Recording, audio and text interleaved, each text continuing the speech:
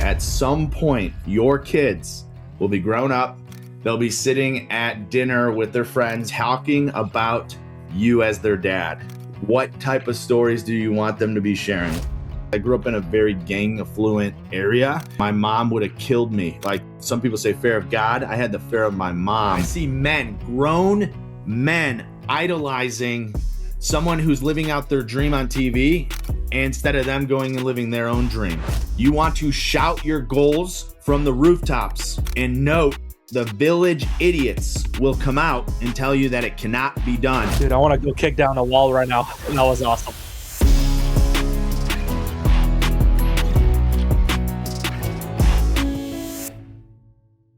Welcome to the Lighthouse Brotherhood podcast. We are excited for you to be joining us today on this amazing day. And for some of you guys who don't know, we're recording this on what I call a power day. We'll talk about that in a later episode, what are power days. But today is a awesome day. And so Ruslan and I are pumped to be here. We're pumped for you to be here. And right before we jumped on, it was interesting. We were discussing essentially what we wanted to talk about today. And the quote that came up, and I saw this here over the last couple months, is that at some point, your kids will be grown up. They'll be sitting at dinner with their friends, maybe in college, right? Maybe they are 40, 50 years old, and they're going to be talking about you as their dad, right? And what we really want to hit on today, and I'm excited to dive in this with Ruslan, is the folks, the men specifically, who came into our lives. And again, for the ladies listening, we've had also amazing women who've come into our lives, so don't worry. But we're going to focus our energy on the mentors and the men that have come into our lives, right, and have helped us basically move through it. And again, back to that quote to get us started, right, is at some point, your kids will be telling stories about you as a father. What type of stories do you want them to be sharing with you? So we're going to have fun today, guys. And again, this is going to be a fun chat. But, I know you're recording right now, Ruslan. It's super early over in the West Coast. And you've been running around for the last 2 weeks. You got multiple businesses popping off. You're launching I think 3 or 4 companies right now, including our Lighthouse Brotherhood. And one, it's cool watching. But 2, with this specific topic and anything you want to share, what do you, I guess, maybe start off with just your thoughts on that specific quote as we kind of get going into this episode. Yeah, it's one of those things that keep coming up, and you want that conversation for the kids to be how you dream about it, right? The dad was the greatest. He was always there. He taught me how to throw my first baseball. He taught me how to drive. All of those kind of conversations keep coming up. It's just, I think the hardest part for everyone to realize is the kids are going to be talking around the table because they're going to leave. And I just,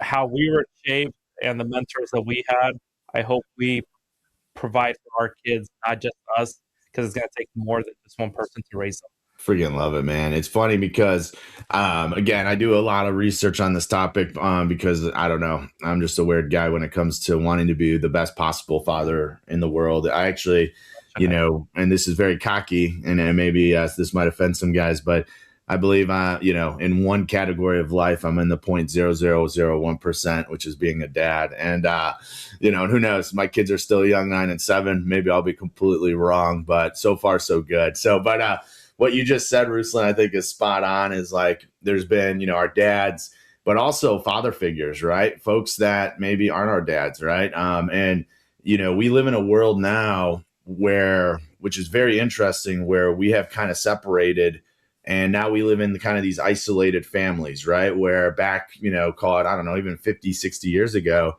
you would have grandma and grandpa always over, which I know we're both blessed to have that in our families, where, we have our quote unquote, the grandpa and grandmas that are able to come in and help. And it's been a blessing there.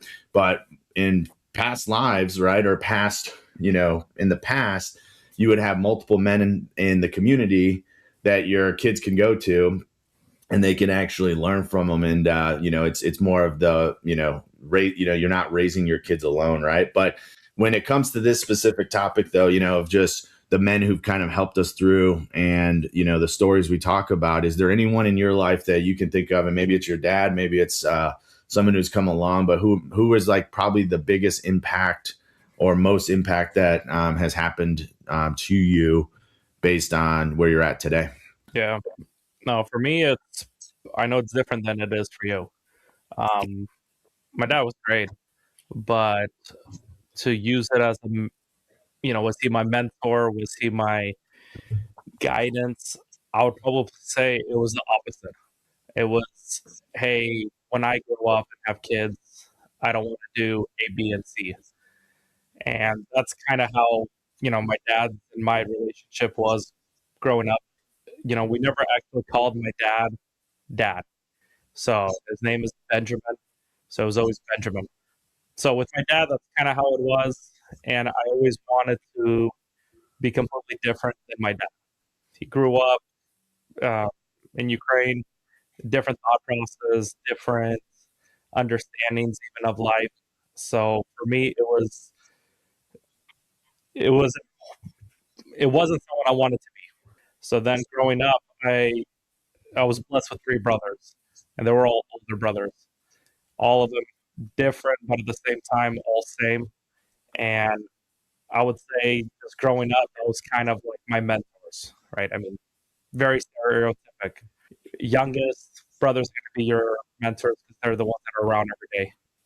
And I would say probably around 12, 13, my oldest brother, Nick, he was the go-getter. He was the oldest, but he was starting companies. He was, quit school, and it was just kind of like he was making something of himself. So I was like, dude, I want to be exactly like him. So growing up for 4 or 5 years, starting to work for him, and then moving on, I realized I loved the drive that he had. I loved the passion he had, and that's when I realized what he really mentored me in the biggest way. Growing up with my brother Alex, he's 5 years older than me. It was always, it was more of a friendship instead of a mentorship. And then again, the drive and everything I got from my brothers is probably the biggest thing that it's a blessing. I think anyone that looks at life, that looks at starting a business, you can get the playbooks, you can get everything, but I think the drive is what now later on in life, being 35 years old, is realize that's what they really mentored me and shaped to who I am today. The second thing for me, I never had a mentor after that. It was kind of lone wolf. It was going by it,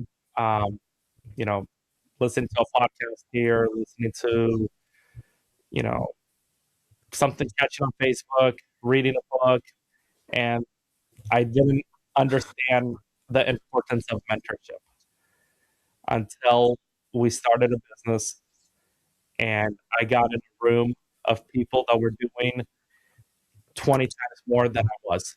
And then I really realized, okay, I got to pick one of these guys. I don't even have to ask them because before I thought it was, do I come up? Do they interview me? Do they take me on as like, hey, yes, I will be your mentor?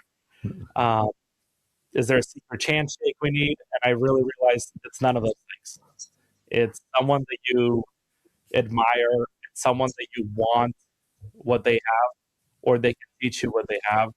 It could be about business, it could be being a husband. And that's when I really started picking mentors without their permission. And I think that's the biggest lesson I learned in the last 4 years. You don't ask if they can be your mentor. And I think that's how, in a shorter kind of explanation, is my from childhood to today, how I was framed. Freaking love it, man. Oh my goodness. All right, guys, that's the wrap for the podcast. There's so many nuggets in there, dude. And let's unpack a little bit of it because you just literally dropped like 22 bombs. I was taking notes over here. And it's cool because, I know we know each other relatively well, Ruslan. And so, you told me the story before of your dad. But interesting enough, guys, for the men out there specifically, one of the biggest tips that I can take from what Ruslan just said, but I'm gonna kind of adjust it slightly, is give your dad grace. Oh yeah. Right. And the reason I say that is because guess what? They didn't have the Lighthouse Brotherhood. They didn't have the ability to go and, go on YouTube and be like, okay, what should I be doing? Right. Our generation as a whole right now is the most involved fathers that have ever existed. And there were different scenarios in the past. And so our dads outside of horrible abuse, okay, I'm going to put a caveat there, but outside of horrible abuse, our dads did their best, right? And transparently, we also want to, if we really want to get crazy, let's go look at what their dads did, right? And and oftentimes they weren't perfect, they weren't the best examples, so they were just learning and trying to do what was best. So it's not necessarily just for you, Ruslan, but for men out there. Sometimes, when we started the podcast today with that quote, like people are going to tell stories. At the end of the day, they're still our dad. They gave us life, right? Our mothers as well. And the coolest part is, for whatever reason, God gave you and made you the youngest and gave you these 5 amazing siblings, and they became kind of your mentor, right? They were able to step in and even quote unquote friend. I know Alex pretty well, your brother, but you guys are business partners, and it's really, really cool that you can build a company with your family. And so that's number one nugget, right? Any feedback on that, Ruslan, before I go to the second one? Yeah, the grace part. I probably learned that in the last 10 years, because if you look at their dad, if you look at, hey, they didn't have access to the information like we do. So their mentors were, like, my dad grew up in a village, right? So it was the 4 dudes around, and he didn't really have, he couldn't call Matt in Chicago. He couldn't call, whoever else, even if they were 20 minutes away. So his pool of mentors that he could even choose from was the 4, 5, 6 people around. So, like, when I really process that, like you say, the grace part is, it's a perfect word. It literally, healing, everything else kind of happened from that. But like right now, like I said, he's going with my dad. He's, they always say like every kid won't have the same parent because it's at different ages in everyone's lives. So I would say like my parents, but my dad, he's the best grandpa that I could imagine for my kids, right? I know he's going to be different from my other siblings, but he's the best grandpa. I mean, he shows up, he hangs out with them, they want to hang out. So like the grace part is definitely something I think everyone should realize on. Yeah, I think it's huge because, again, it's a very strong concept. At some point, your kids are going to be sitting around a table telling stories about you, and it's like, oh man, like, are they talking about that? My dad, and I'm being vulnerable here, I like to walk around in my boxers, and my wife's like, hey, Matt, you got to start putting on pants.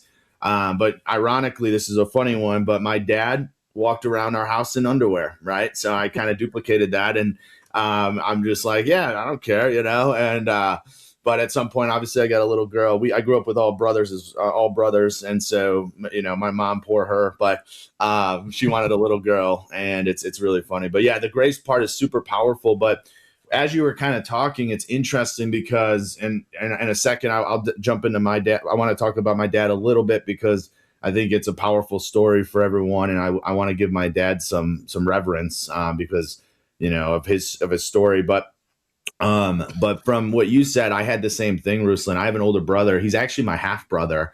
I didn't find out that until I was 13. My brother's half Mexican. And it's funny because I did not know until I was 13. And I looked at my brother. I'm like, I'm 13. He's 21.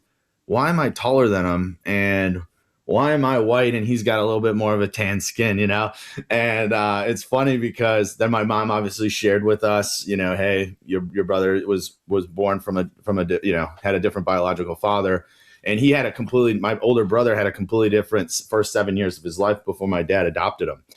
Excuse me, and now his father, right, my dad, and it's interesting. You nailed it. Like, not just in that situation, that's 100% a different, for their first 7 years, completely different. He was fatherless for 7 years, right? He had a single mother, which was my mom, until my twin brother and I came along.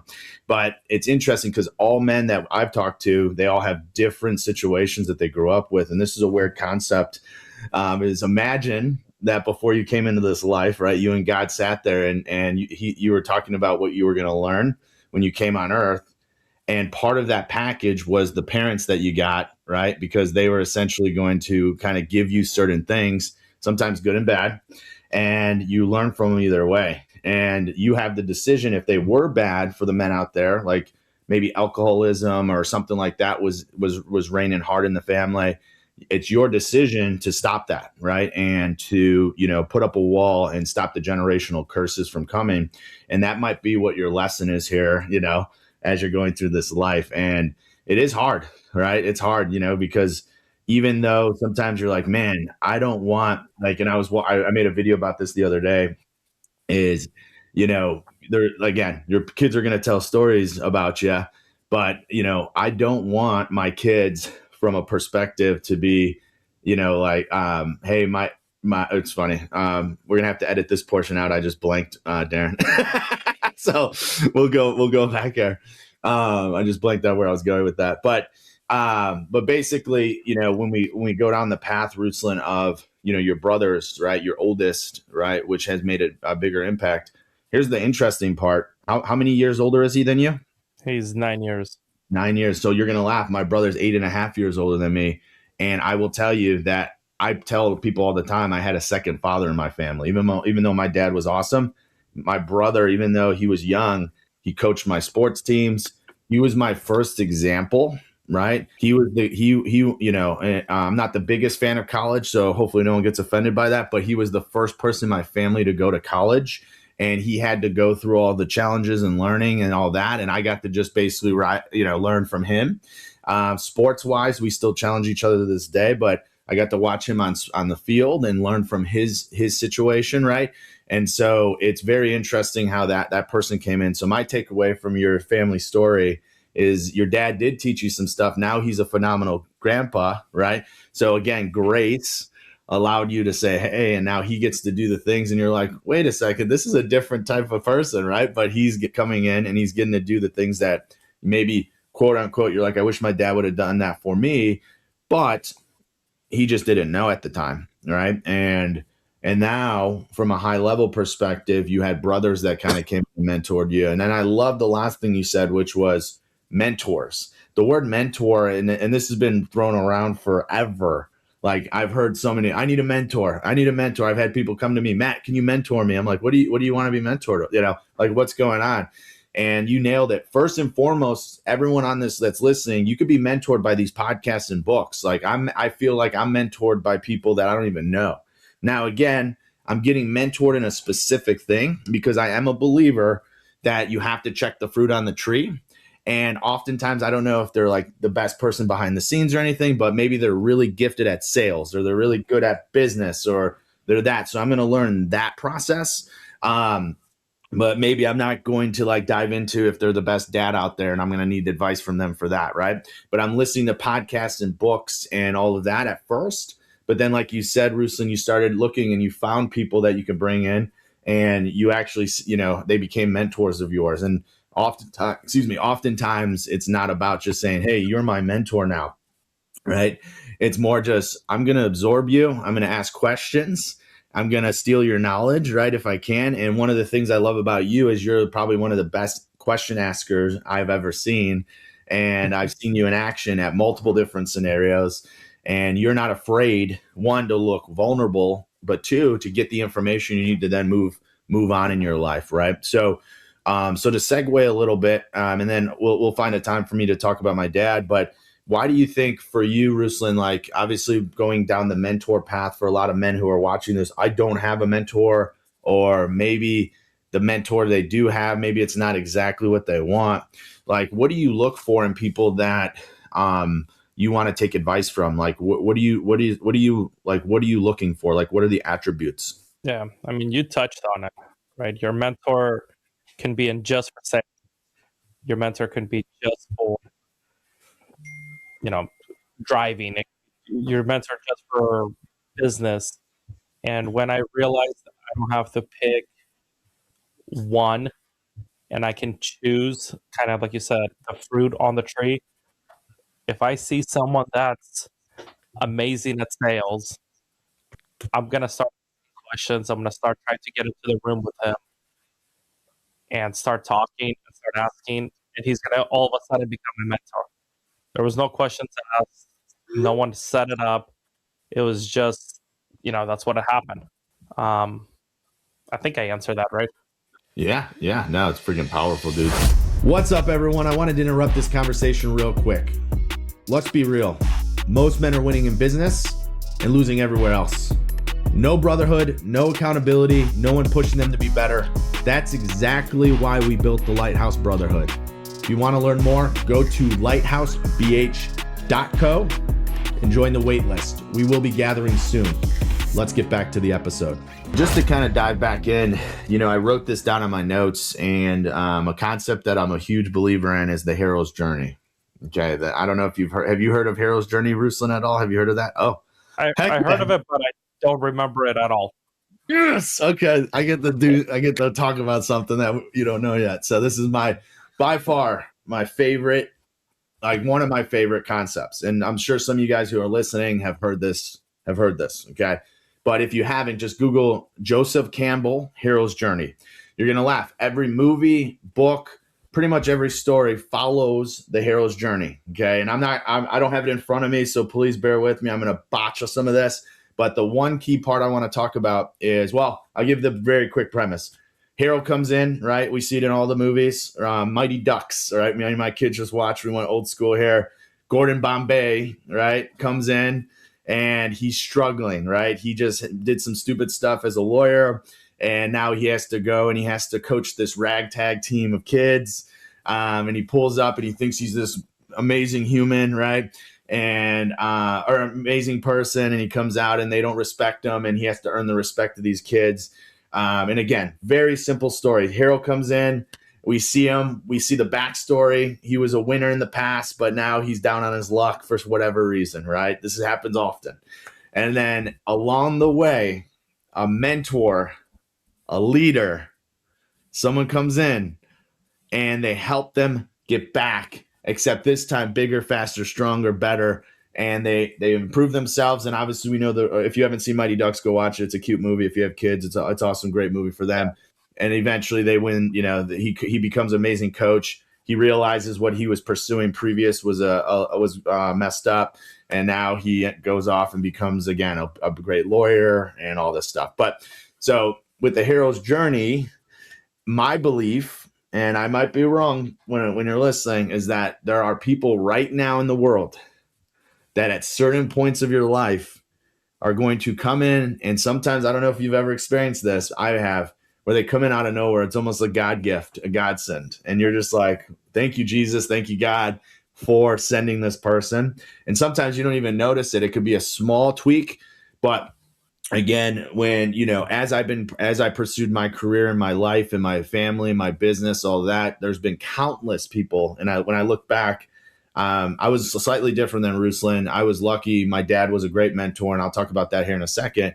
But I also had coaches and teachers. And, I hate when people say they're self-made, because you're never self-made. I don't care who you are not self-made. And you might be sitting there listening to this podcast going, dude, we all work our butt off, but somebody along the way gave you the opportunity, the idea, love, support, whatever it was, to push you forward into that. And that's the hero's journey, right? And then at the end, the mentor comes in, Ninja Turtles, right? Shredder comes in, or not Shredder, that's the villain. Sorry. There's villains too, by the way, that will be in your life. So be careful. I had one that'll be a whole nother day. The devil came in and it was scary. But also note, okay, you had Master Splinter, right, comes in. If I don't know if anyone's a He-Man fan, the Masters of the Universe are coming out here shortly. You might be too young for that, Ruslan, but no, I'm just kidding. But Power Rangers, all these different things that we grew up on, right? The hero's journey exists in it. And it's cool because along the way, your brothers were there and they were partially your mentors, right? They were coming in and they were helping you. And I wrote this down, so I'm looking down at my notes, is my favorite mentors are the ones where their standard or their actual life is your goals, right? Their actual life, what they're living currently is where you want to go, right? And so whether that's as a dad, a husband, right? Whether that's with business, sales, leadership, with your relationship with God, right? Physically, right? If you're trying to, stay in shape. And so it's really, really cool. But cool. So I'm gonna tell my dad's story, if that's okay with you, Ruslan, real quick. I'll do it kind of short and sweet. I've been waiting for it. Let's do it, baby. So, listen, guys, this is a shout out, and I can't wait to share this with my dad. Ruslan and I are going to be launching the Lighthouse Brotherhood here pretty shortly, and we're going to be having events. And one of my favorite things is maybe not at our first event, but at some point, I'm excited to bring my dad in. And Dad, I love you. So some of the stuff I'm going to share, I hope you're okay with it. But also, I think this is a powerful story, Dad. Okay, so just bear with me. But so my dad is awesome. His name is Joe Balducci. And if you ever met Joe, I know Ruslan hasn't had a chance to meet him yet. I just want to prep you, Ruslan. If you do meet him, don't give him your phone number because he'll send you funny things all the time. And I'm talking like my business partner for my roofing company. His name's Andre, and Andre got a chance to meet him because I had my dad come work with us for a couple projects when we first launched the business. And even now he texts me. He's like, "Tell Andre this crazy thing." I'm like, "No, Dad, I'm not sharing that with him." Okay.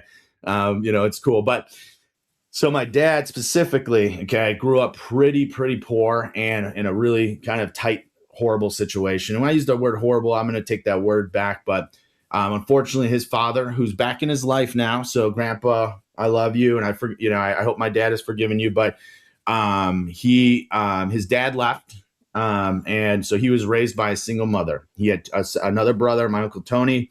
My Uncle Tony's awesome too, and Tony Balducci. From a perspective of that, she unfortunately, for whatever reason, couldn't handle having kids. So she put them into the foster system. Okay. This was, by the way, later on, not as babies, but when they were like 7, 8, 9, 10 years old, and they ended up in foster care.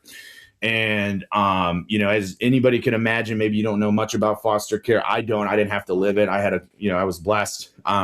But my dad told me stories, lots of physical abuse.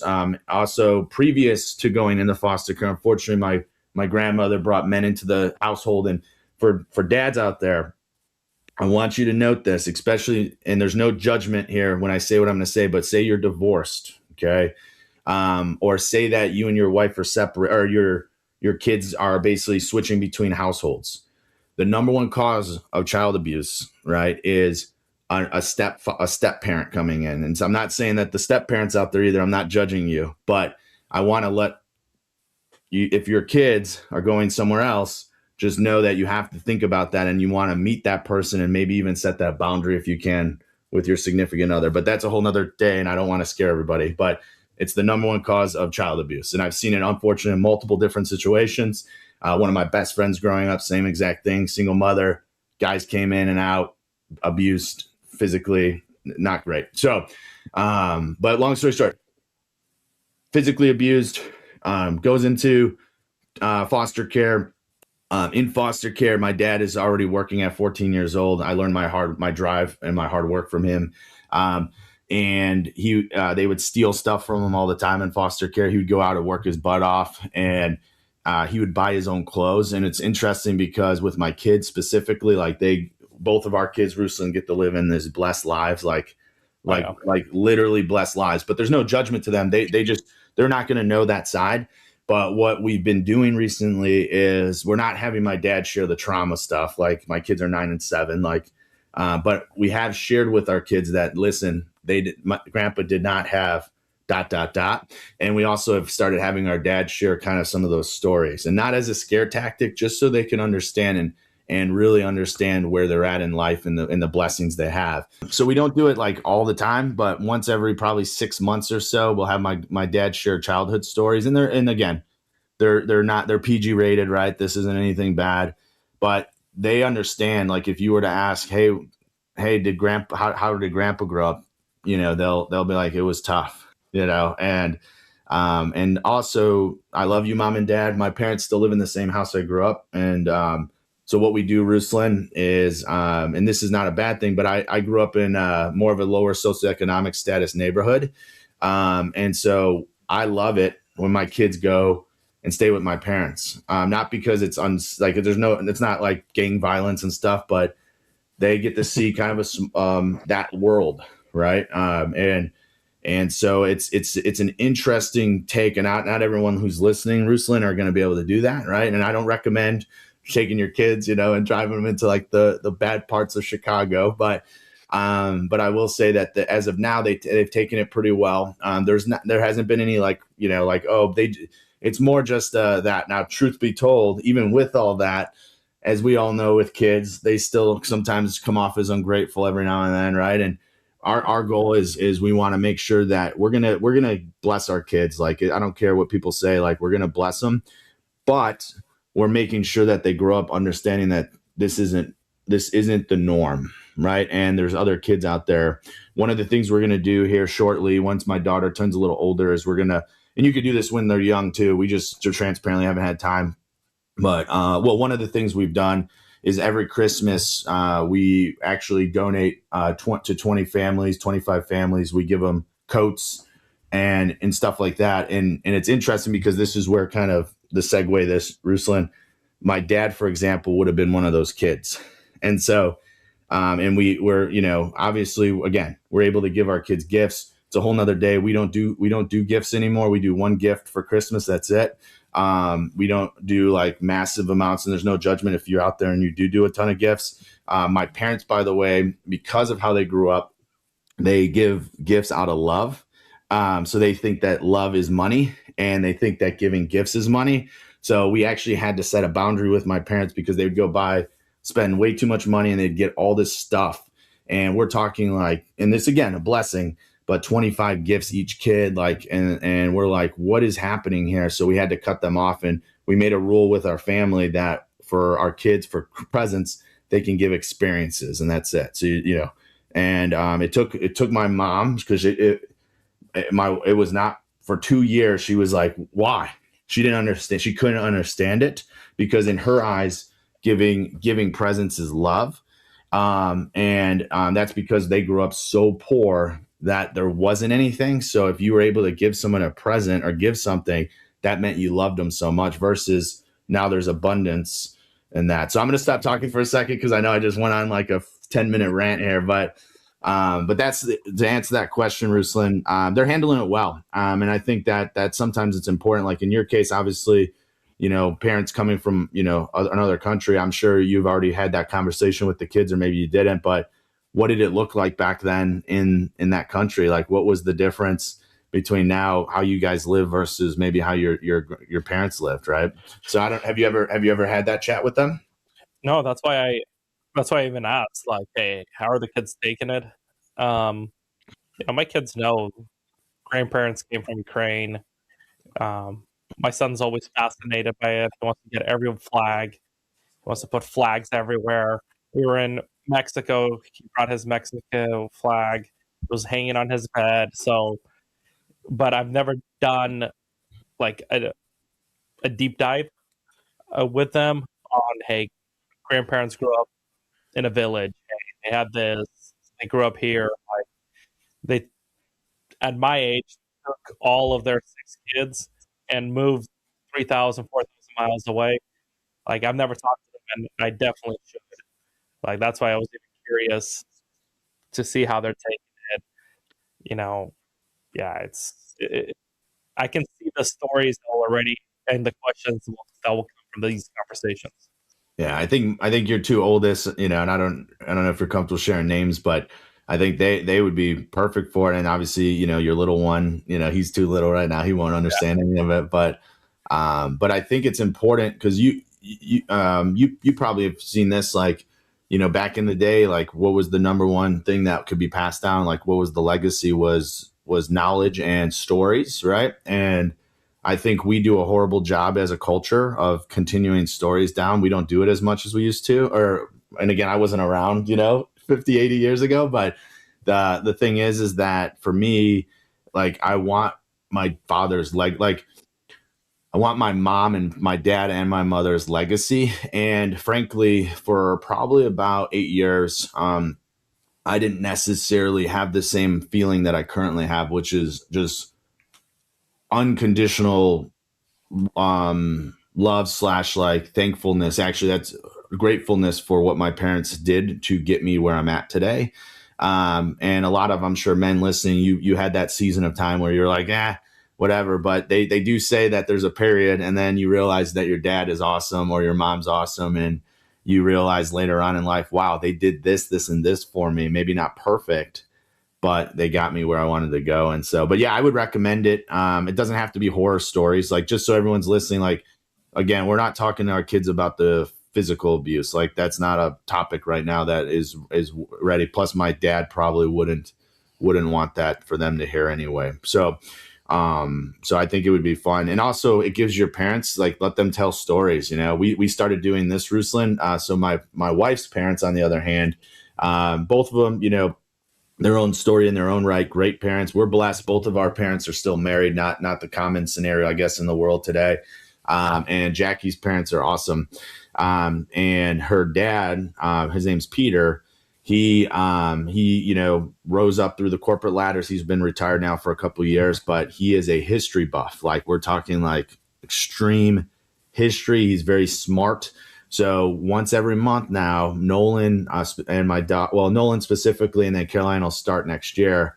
We have him do a once a month, like we call it a grandpa day, and he gets on Zoom with Nolan for an hour and a half, and he teaches him something, right? And Really? and it's interesting because Jackie's dad, again, retired, you know, all that stuff, but he, like, the last one he did, it was amazing. I can't remember the topic. I think it was on Napoleon or something. And he built an entire PowerPoint presentation, and he did like almost like he was teaching, and it's a win-win for the kid and a win-win for the grandfather or the grandparents. And they even have shared that grandparents that are now involved with their younger kids, they actually live longer too. They actually live much longer. It's actually a health principle where the more they show up, the more the kids are like involved, the more they're connected. The grandparents will actually have a longer life. It's crazy. So, Yeah, because my parents always say, like, hey, bring the kids. When the kids are around, we have life. We have to run after Gabe. We have to do that. So they're always like constantly like, hey, we know you guys need a break sometimes, but realistically, we need life. So, like, bring the grandkids. Yeah, I can totally relate to that. But on yeah. that kind of even, you know, segueing, I still want to hear your mentors. You know, Okay, you cool. started with your dad. I kind of asked the question. Well, We look, went away from it, but I do want to hear that. well, that's the fun part of these podcasts, right? Is we can go down so many rabbit holes, and it's amazing. And hopefully, people are getting value from this. But to wrap up my dad's story, and then I'm going to do a quick kind of rapid fire. But basically, you know, my dad grows up foster care, and here's the fun part: a mentor came into his life. It was his foster mother, and my grandma Ida is no longer with us. She was going to, I could have been Matthew Lopez, just so everyone's aware. I'm Matthew Balducci, but I could have been Matthew Lopez. People would have been so damn confused. But my grandma Ida, amazing woman. We're talking angel, literally an angel on earth. And it was the most beautiful thing. And I know I'm going on another tangent, but she actually had a book with all the kids that she fostered in their story. She fostered over 350 kids. And Wow. at Christmas, when I grew up, we would get together. And here's the fun part: she would have some of those kids that were only with her for a year and a half. They would come. And my dad would be like, hey, this is your Uncle John. This is your Aunt Laura. This is this. This is that. And again, obviously, it's not like we were close with them by any stretch. But what that meant is my grandma Ida's, again, was the mentor. Okay. And she came in and she saved my father. Her husband gave my dad a decent example. Unfortunately, he passed away really young, but he gave him an example, and he didn't have a father figure example at the time because and again, my dad, you know, shares these stories. But long story short, with my dad, one, thank you, Dad, but thank you, Grandma Ida, up in heaven. I can't wait to see you again. But she took him under her wing and raised him. And he was with her till he was 18. She was going to adopt him at 17. It just didn't make sense logistically at that point because he was going to be independent anyway. And he goes off and, he's been working since he was young, probably even earlier than 14, but working. He couldn't even play sports in high school. He got recruited multiple times. We're big boys, the Balducci's, and he couldn't even play sports because he had to work and earn money. And so essentially, though, as that kind of progressed, he became an alcoholic. My dad did in his early 20s, and a legitimacy, like just drinking. And at 25 years old, I wasn't born. I think he was 27 when me and my brother came. But at 25 years old, he cold turkeyed stopped drinking, and he hasn't drank since. And I think he's almost 70. He's like 65 right now. So he hasn't touched a drink, nothing. And so I don't drink anymore. I know, Ruslan, you don't drink. That's not, I tell men out there, try not to drink if you can. But at the end of the day, people ask all the time, Matt, why don't you drink? And I'm like, I just grew up in a house where it wasn't even there. It's no negative to it. I don't judge guys who drink. It's just more of, I didn't see my dad come home and crack a beer at night. It just wasn't a normal thing versus I know a lot of guys, that's maybe what your example was. Pop comes home, sits on the couch, throws the game on, drinks a beer. I didn't really see that. So for me, it was very easy to stop drinking. I stopped drinking because I did bodybuilding, and I gave it up for health purposes. But basically, and I know you haven't ever, I don't think you've ever touched a drink, Ruslan. That's a whole nother fun story. But I don't know if you want to share on that a little bit. But yeah. I mean, I've tried here, one thing I can't understand about drinking, and again, I know Matt always says no judgment. Oh, we're judging you. No, I'm just kidding. I kind of am. I don't get the taste aspect. So I've never even got past that because I just don't get the taste of this matter of heartache, beer. So I just never even got to the next, getting drunk, getting tipsy. So for me, just the taste was just, I don't know. I look at it now as a blessing. I got blessed that I think it's not a taste I would want. So I just stayed away from it. Yeah, no, I think it's again, it's funny. I say no judgment, but we're judging. No, I'm just kidding. No judgment, seriously, on this one. Like the only thing is if it becomes a problem, that's when it's more of like, hey guys, let's hook it up. Like if it's affecting your energy, if it's affecting your ability to be a father, if it's affecting your ability to show up for your wife, if it's creating a struggle for you to pursue greatness, that's where I think it's a problem. But all right, so to wrap the pop story up here, he stops drinking, meets my mom. I hope my parents are okay with me sharing. They had us before they got married. And we were 1 year old. And here's the truth. My dad just told me this story because I've been prodding harder now because I want to really know the situation. Like it's just who I am. And I asked him, I said, what happened when mom got born? Because she already had my brother Rito, who is my next mentor. But he was 7 or 8 and she was a single mother with a kid. And all right, so this is going to be, do not get offended, people, but if you're a young man listening to this podcast, okay, and I'm going on a tangent here. If you're a young man listening to this podcast and you aren't married yet, my suggestion, even though my dad is a man and adopted my brother and changed his life, I'm not saying you can't do that. But trust me on this, it is a challenge to marry a single mother with a kid because that kid, right, it's a hard relationship. So that'll be another podcast. I just personally would not, if I was single and I was in my 20s, I would not marry a woman who has kids. Okay. Again, please don't be offended, ladies, if you're a single mother. There's just so much stuff that we can get into on another podcast. But my dad did. He had us. He impregnated my mom, and I have a twin brother, and they had us. My dad told me he went to my grandma Ida, again, his mentor, and he told her, "Hey, mom, I got this woman pregnant. What should I do?" And he's like, I don't know if I want to be a dad. I think it's funny. I'm gonna cry a little bit, but he's like, I don't know if I want to be a dad. I think I'm probably just gonna, let him. I think I'm gonna tell her, hey, I don't want him. And my grandma Ida said, well, honey, do you want, do you want to leave them like you got left? Oh, wow. And it was a mic drop, and my dad sat with it, and he went and he said, no, you know what? I'm gonna man up, and I'm gonna raise these boys. And here's the truth is I'm getting the shivers, and it's just beautiful because he could have walked out and we would have been raised by a single mother, no judgment, but completely different life. Like, I wouldn't be sitting here probably today. I would have grew up, probably got in some gang stuff, and not because my mom's not amazing, but it's just been proven. Okay. And again, I would have went through a crazy different life. Who knows? I don't want to put crazy scenarios, but that changed my life. And then he adopted my older brother, and my older brother is a phenomenal human himself, but he grew up fatherless until he was 8 or 9. And for the men out there, if you have young kids, this is a whole nother side tangent. I know I'm going into these side tangents, but 0 to 7 years old is by far the most important time that you have with your kids is 0 to 7. By the time the kid hits 7, they go from theta brain into our current brain. I think it's called alpha brain. I might be botching that. So for the scientists watching, you can correct it in the comments.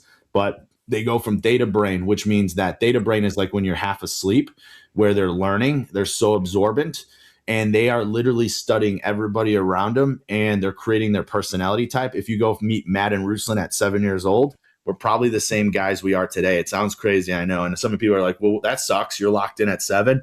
That's the most important time of development for the kid. So my brother had no dad for that important season of his life. And my dad came in, and I believe my dad was an angel and gave him a father figure. And my brother, again, this is too much. I got to be careful, personal stuff. So long story short, he took forever to have kids, and he just had one. And here's the truth. He's the best dad ever. And it's interesting because that's because my dad was awesome and gave us an example of what a father was. And my dad busted his ass. He's a mechanic, didn't make much money, but he was at things. He loved us unconditionally. My mom, same thing. And we were blessed. So that's my dad's story. He's the man. My book's coming out in October. Little self shout out. First chapter is going to be talking about him because he's the man. But to your point now, Ruslan, so mentors. Because I've never met your dad, and I will. But to do the 180, right? Hey, I don't want to have the kids that are coming, to then finding out probably later that they're twins. So it's not 1, it's 2. And then on top of that, going and adopting a 7-year-old. That's props, right? Like you said, it's an angel. It had to be a force of God to come into that, to change his mind. Yeah, there's no other way that happens. Like you said, the way he grew up, his story, to then take on 3 kids. That's amazing. Like, just you touched on that, and I'm like, I think it needs to be pointed out. It takes 9 months, right? You find out when you're pregnant. Kids come. You find out when you're 2 months old, 2 months pregnant. You have 7 months to make all of this life just twist. That's amazing. So sorry for interrupting. But No, dude, jump in, Ruslan. Dude, again, I appreciate the props, and you will meet my dad when you come up to Chicago. We'll make it happen. He's and you're gonna laugh your ass off. He's also bald. That's where I get this beautiful look from, and it's scary because when we're hanging out, I'm like, all right, Matt, that's what you're gonna look like. So I look just like my dad from a facial perspective. It's really, really funny. My twin brother looks like my mom, so I always make fun of him because I'm like, you look like a woman. But no, I'm just kidding. Someone touched on it, that God created everyone, and only a handful of perfect heads. Everyone else, he had to give hair. So.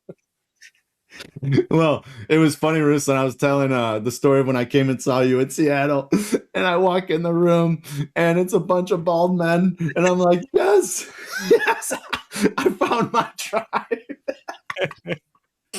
Well, yeah, just a little side thing. We were doing sauna yesterday with a bunch of the guys, and they're all thinking of going to Turkey and getting a hair transplant.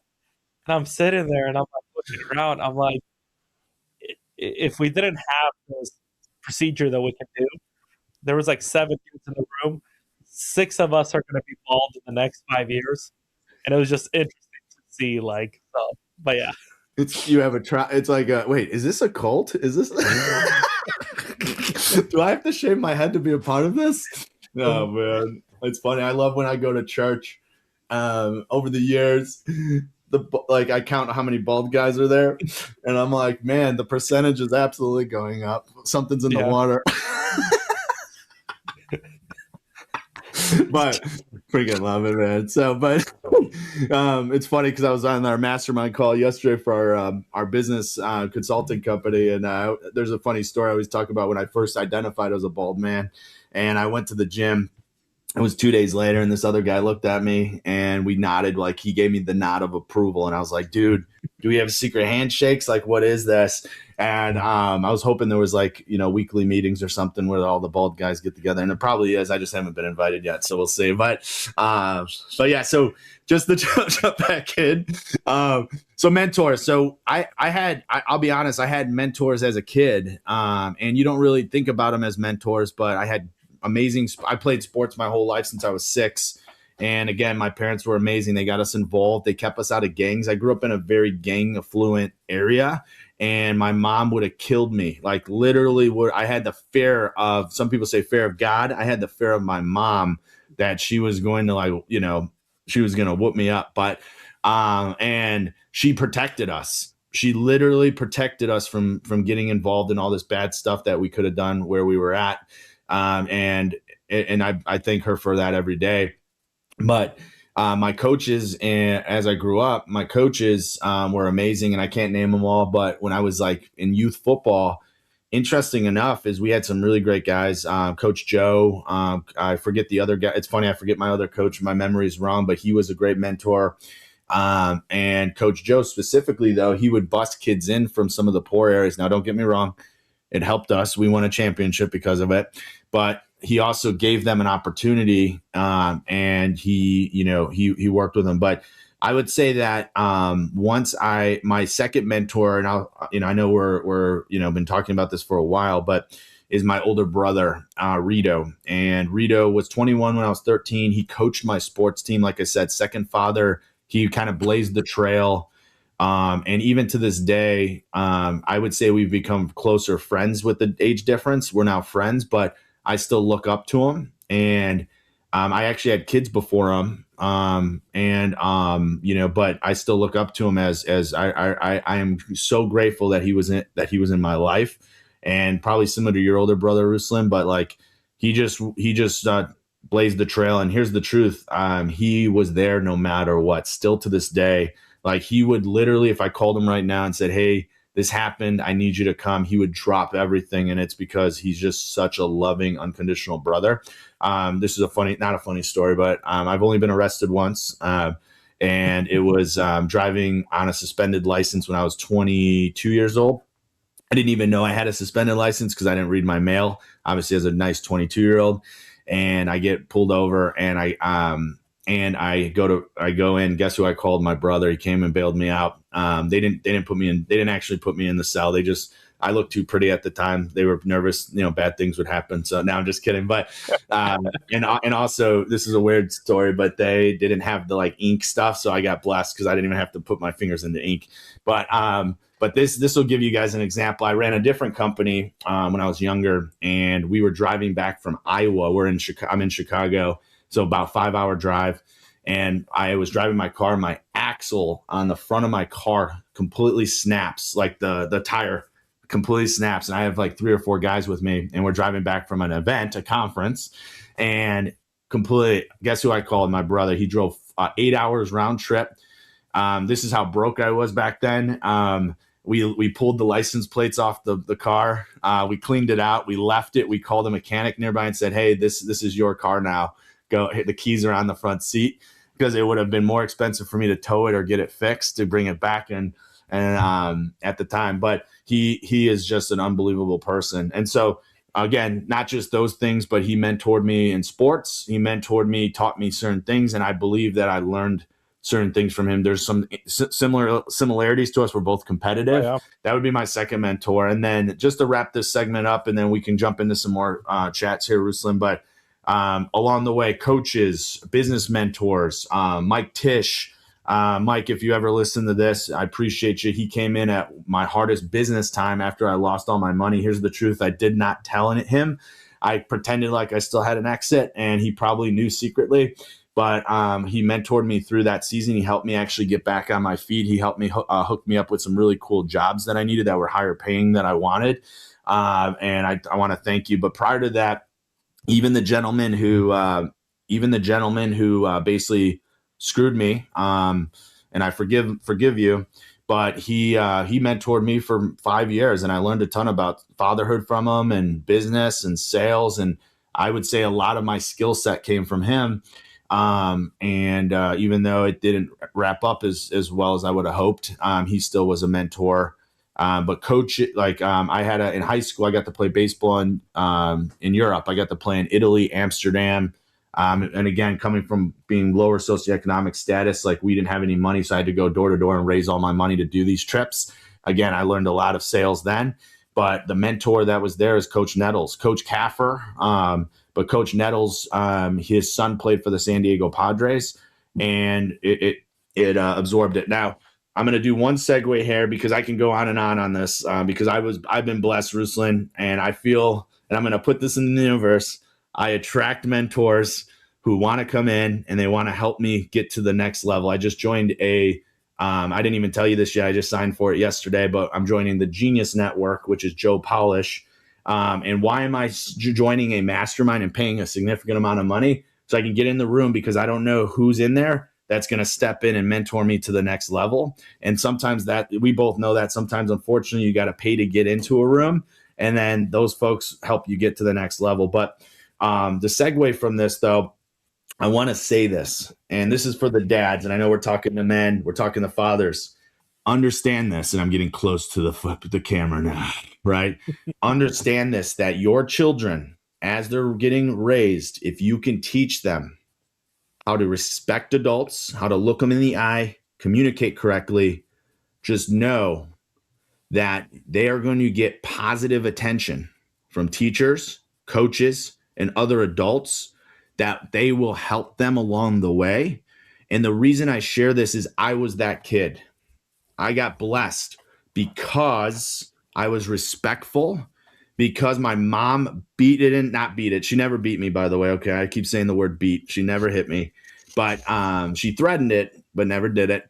The belt came out sometimes to scare us, but that's an old school old school method.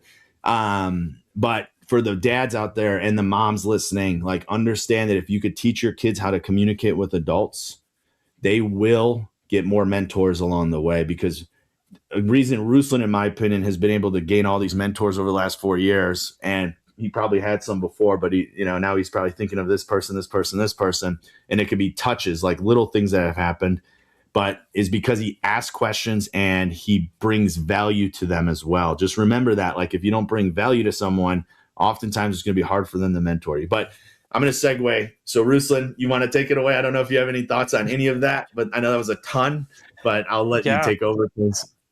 No, and I think that's the cool part of Matt, even, right? You're looking for the mentor. You're constantly seeking for the next one, the next room, the next thing that basically take you to where you want to go. And I know that sounds selfish sometimes, at least the way I'm putting it. It's like you're looking for people, for them to get you where you want to go. But like you said, you have to find the next person. You have to find the next mentor. And that's where I've been sitting here and thinking, some people choose one person. That's what I did. It was my oldest brother. What happens when, like, for me, right, my oldest brother passed away. What happens then? And I just remember this was, almost 10 years ago.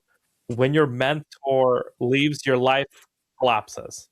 So I think the main point always, at least the way after that happened, is, for me at least, it was like transforming, and I didn't even see this until you were talking.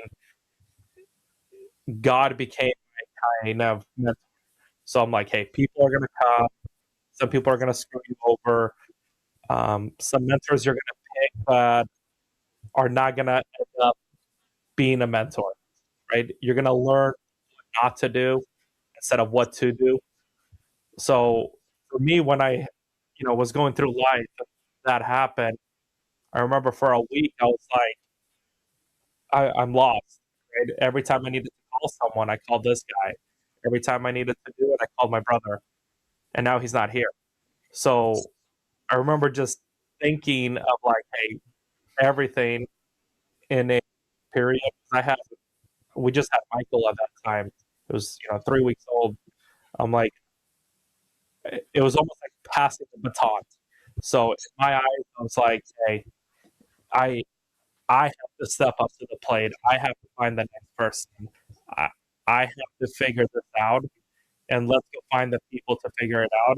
And I would say that's when even my outlook on a mentor kind of started. The journey started about 9 years ago, but it was because, like I said, it was gone.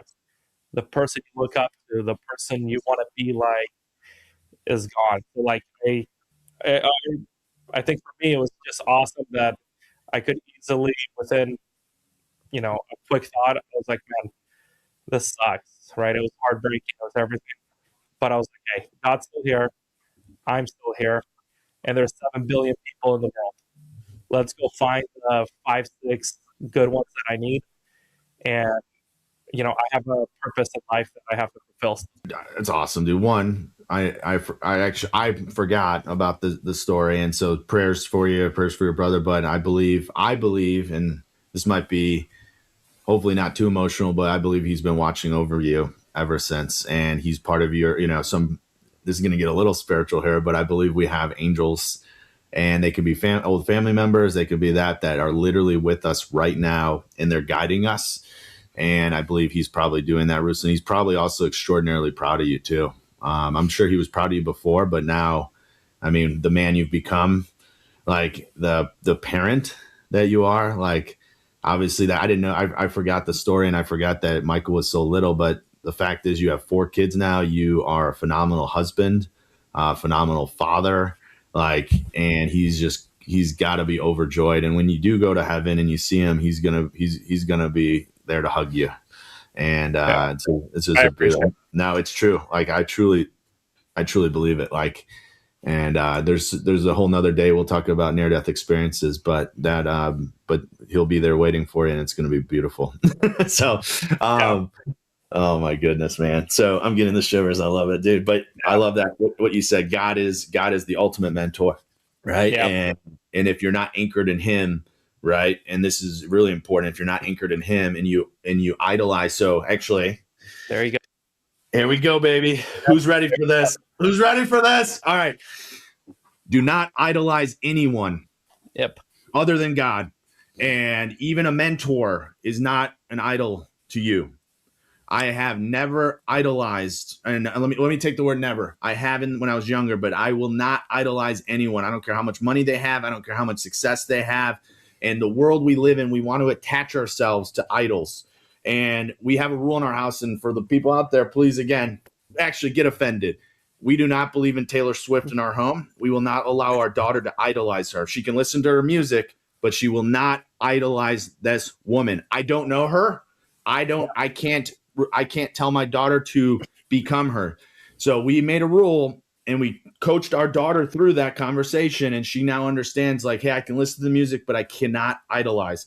We have a second rule in our house for my son, and this is going to offend you, men. I know it is. I will never wear another man's name on my jersey or back, ever, right? And I know some men out there are like, come on, man. What the? I've had people come to me and fight me on this. Listen, you do you, bro. I love you. You do you, bro. But just know my son and myself will not wear another man's name on their back. I'm not representing someone else's last name, right? I don't know them. They could be a phenomenal athlete on the field, but abusing, which we've seen so many stories of, is abusing their wife at home. Like, I don't want that. Okay. So just to wrap things up, I know we're over an hour right now, and this has been freaking powerful as heck. But I want to wrap up on this is that Well, all I of got this. one thing. Oh, Oh, get it, sorry. Ruslan. Get it. One I'm thing. pumped. When you said idolize, right? Idol a mentor. I'm going to add one more to it. Don't even idol yourself. Like if you think you're crushing at things, man, life can come and slap you so fast. So like you don't even think you're your own idol. Like don't even I'll add that to that idol. Like don't idolize yourself. Hit it. Hit it, DJ Matt. Dude, the wrap, to go back on this before we wrap up. I'm so passionate around this because I've seen it, and I'm sure you've seen it, Ruslan. People idolizing athletes and idolizing you. And we're huge sports fans, by the way. I'm a massive sports fan, but I see grown men idolizing someone who's living out their dream on TV instead of them going and living their own dream. That's why I'm actually against it, because you're sitting there and you're cheering someone on and you're not actually going after your own dream. You're not setting your own legacy. You're cheering some dude on the screen who's playing a sport that we all love, but that's all he's doing is he's playing a sport. Don't get me wrong. There's really great people out there, athletes giving money away and all that. I'm not taking that away from it, but I just want to make sure you guys realize idolization, especially for your children. And again, that's maybe a whole nother podcast on this. We can talk about this and get in how to coach your kids through that.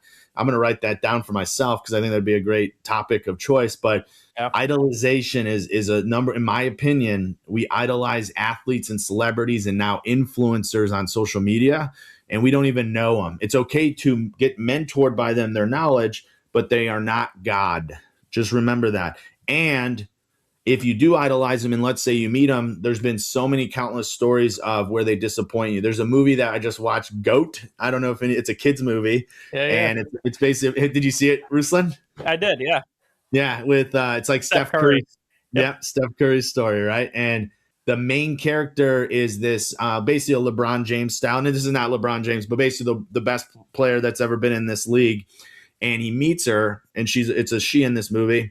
He meets her and realizes that she's actually not who he thought she was. Now it's interesting, if you watch that movie, go Google Hero's Journey, go watch the movie, and you're gonna notice multiple people are having Hero's Journey situations in the whole movie. And it's so funny. The mentor comes in. Every movie we watch now with my kids, I say, who's that character?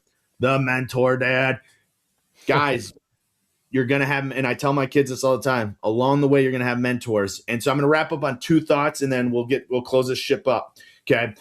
Number one, one of my favorite books, High Performance Habits by Brendon Burchard.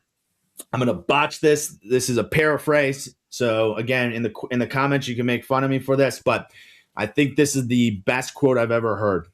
You want to shout your goals from the rooftops, and note, the village idiots will come out and tell you that it cannot be done. This could be being a better dad. This could be stopping drinking. This could be working out more. This could be building businesses. This could be big goals. I want to be a better husband, right? I want to spend more time. I want to be more present with my wife. You're going to have the village idiots come out and tell you it cannot be done. We all have had those people, and sometimes they're the closest people to us, which is scary. Yeah. All right, number two. The village leaders with an S will come out and help you make it happen. If you can get through the village idiots, you have to get through the village idiots though. Okay. So that's number one. Number two thought is we're talking about getting mentors.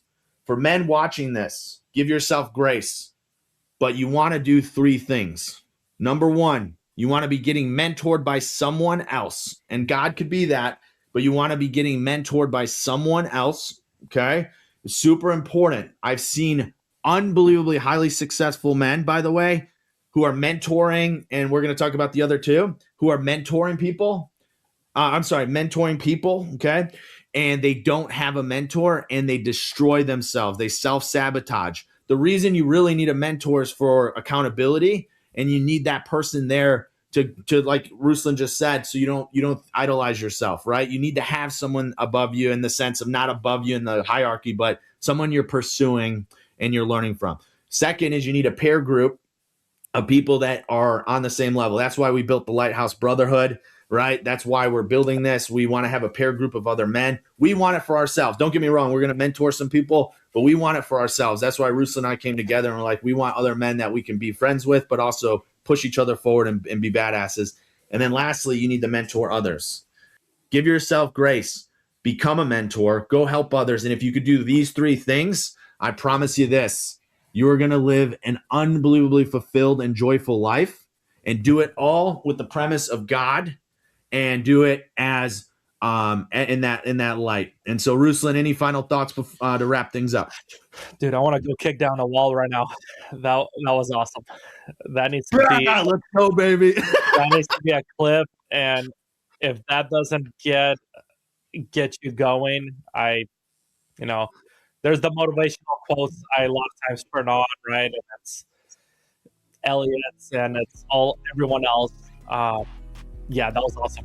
That was a good ending. I love it, man. Well, let's wrap this up, baby. Welcome to the Lighthouse Brotherhood. Let's light the way, baby. We'll see you guys soon.